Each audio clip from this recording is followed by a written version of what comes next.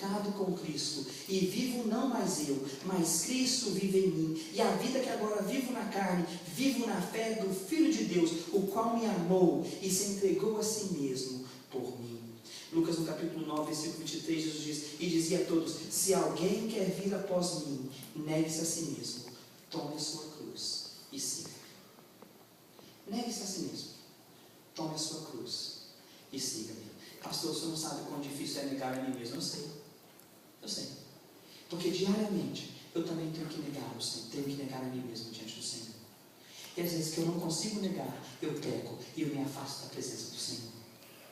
Mas o gol da igreja, a vontade do Senhor para a nossa vida, para a minha vida, para a sua vida, é que nós vivamos uma vida que procuremos a santidade, a separação daquilo que não agrada a Deus, e fazermos aquilo que agrada a Deus.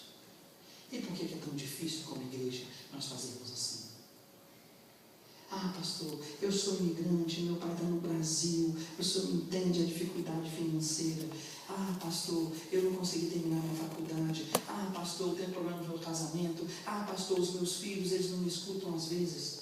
No mundo tereis aflições, mas tem de bom ânimo, o Senhor Jesus falou. Ele venceu o mundo, e o Espírito de Deus que está em você, que Ele disse, eu vou, mas enviarei o Consolador. Esse Consolador, o Espírito Santo, Ele te dá o discernimento e o entendimento entre o bem e o mal. E você sabe quando você deve e quando você não deve agir da maneira que você age. Quando estamos mortos para o pecado, devemos continuar mortos para o pecado. E ficarmos mortos para o pecado. Porque o pecado não nos levará a lugar nenhum, a não ser o inferno, que é o lugar destinado ao diabo e seus anjos. Mas em segundo lugar, e último lugar nessa noite, a nossa conversão a Cristo é uma crucificação espiritual. A nossa conversão a Cristo é uma crucificação espiritual. O apóstolo Paulo, quando ele estava em Roma, ele pediu para ser julgado pelos romanos, e como ele foi julgado diante dos romanos e foi condenado, como ele era cidadão romano, ele tinha que morrer pela espada, ele tinha que morrer pelo corte, pela espada, ele foi decapitado.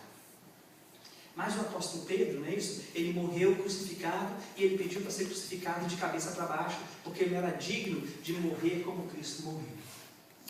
Eu quero dizer para você uma coisa, a crucificação, a morte de Jesus na cruz do Calvário, era o pior tipo de morte que podia existir. Hoje em dia, com a tecnologia que existe, nós tentamos, quando as pessoas fazem essas atrocidades e esses crimes oriundos, hediondos, nós podemos dizer o seguinte, que esses crimes eles são bárbaros, mas nós procuramos uma maneira fácil como sociedade para que eles morram em paz.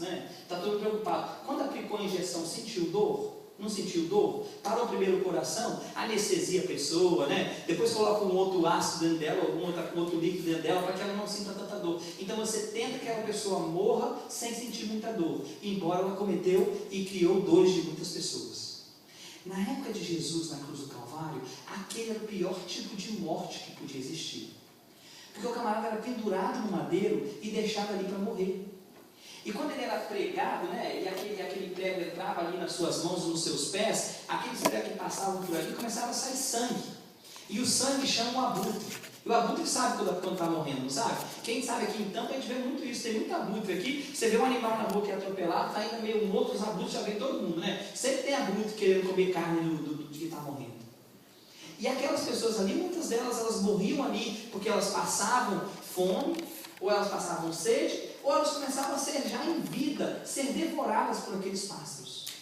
Não aconteceu assim com o Senhor Jesus, mas acontecia assim com aquelas pessoas. Era um crime de morte. Eram os crimes que eram tratados, as pessoas eram tratadas como bárbaros. As pessoas eram tratadas como uma coisa que eles não eram bem vistos naquela sociedade. Por isso eu quero falar uma coisa para você. Quando você se converte ao Senhor Jesus, você também é crucificado. Mas é uma crucificação espiritual. E muitos de nós não conseguimos entender o significado disso. O significado disso. Porque nós queremos satisfazer o nosso eu. Nós queremos satisfazer as nossas vontades. Nós pensamos no nosso dia a dia. E nós não estamos preocupados com as coisas dos Deus diz que quando nós morremos, não é isso? O pó volte ao pó, mas o Espírito volte a Deus que o deu. E diante de Deus, você não vai ter muito o que falar, porque Ele vai conseguir revelar para você. E você vai entender a situação que você estava, a situação que você está. A nossa conversão, irmãos, deve ser uma transição da vida do pecado para a vida ao lado do Senhor Jesus. Nós precisamos estar cientes de que precisamos estar mais voltados às santidades, voltado ao poder de Jesus. Quando nós nos convertemos, nós dizemos não à tirania de Satanás e dizemos sim ao senhorio de Jesus. Fomos transladados do reino do pecado para o reino da luz, para o reino do Senhor Jesus. Saímos da morte para a justiça, saímos da morte para a vida, saímos do pecado para uma vida ao lado do Senhor Jesus. Em 1 Coríntios, no capítulo 6, versículo 19, diz: ou vocês não sabem que o vosso corpo é o templo do Espírito Santo que habita em vós, proveniente de Deus, e não sois de vós mesmos. O nosso corpo deve ser o templo do Espírito Santo de Deus. E muitos de nós estamos pegando o templo do Espírito Santo de Deus e pecando contra o nosso corpo, porque nós queremos as coisas da carne e não conseguimos esperar pelas coisas do Espírito.